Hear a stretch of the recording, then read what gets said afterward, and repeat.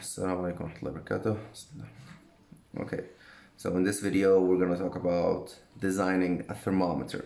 Now, designing a thermometer, it all depends on what do you want to measure, which type of temperature, and where should it be positioned or put, this thermometer.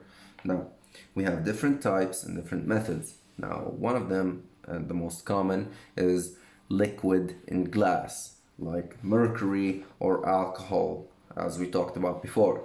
Now, these are preferred for a number of reasons.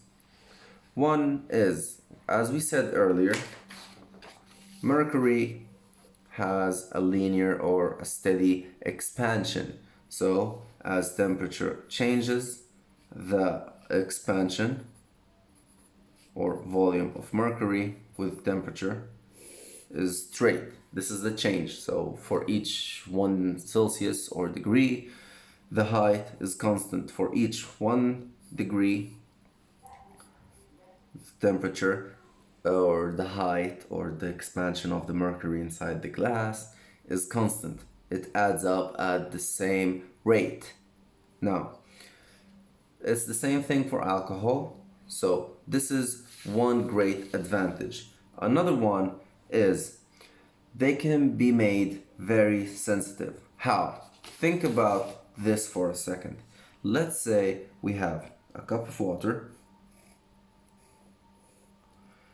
Now, this cup of water, we pour it, or 2 cups of water with the same amount inside.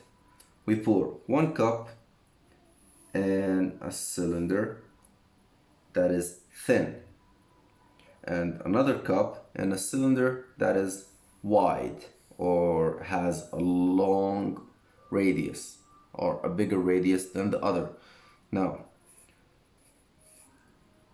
one would have a higher level of water than the other. So let's say that this is the first cylinder and the level of water in the second cylinder will be a lot less.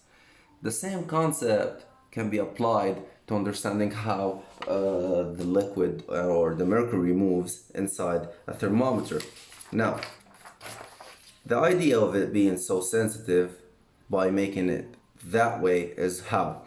If we use a thermometer that is very, very, very thin, so we can control the expansion of mercury by giving us a few millimeters